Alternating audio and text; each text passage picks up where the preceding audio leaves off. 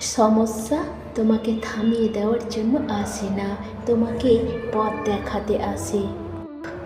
সন্তানকে বিদেশে পাঠিয়ে যারাই অহংকার দেখায়, বেশিরভাগ ক্ষেত্রে তারাই প্রতিবেশীর কাঁধে চড়ে শ্মশানে যায়। সফলতার গল্প পড়ো না, কারণ তা থেকে তুমি শুধু বার্তা পাবে। ব্যর্থতার গল্প পড়ো, তাহলে সফল হওয়ার কিছু ধারণা পাবে। পারফেক্ট সময় আসবে এটা ভেবে বসে থেকো না, খারাপ সময়গুলোকে নিজে থেকেই পারফেক্ট বানাও, তাহলে দেখবে জীবনে কখনো কষ্ট থাকবে না। তর্কে জেতা বুদ্ধিমানের কাজ নয়, বরং তর্কে না যাওয়াই বুদ্ধিমানের কাজ। এই পৃথিবীতে সেই সবচেয়ে বেশি ধোঁকা খায় যে নিঃসন্দেহে মানুষকে অন্ধের মতো বিশ্বাস করে। পরিস্থিতি যে কোনো সময় পরিবর্তন হতে পারে। জীবনে কাউকে কষ্ট দিও না। আজ হয়তো তুমি শক্তিশালী, কিন্তু সময় তোমার থেকেও বেশি শক্তিশালী।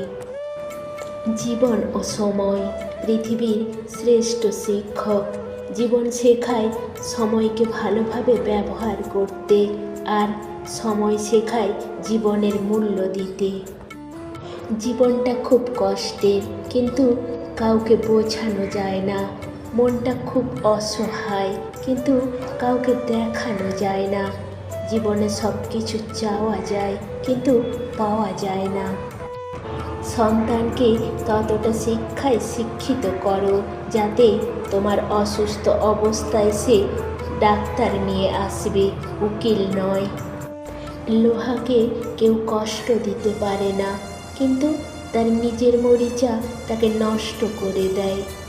এইভাবে আপনাকেও কেউ কষ্ট দিতে পারবে না, কিন্তু আপনার চিন্তা আপনাকে হারাতে পারে।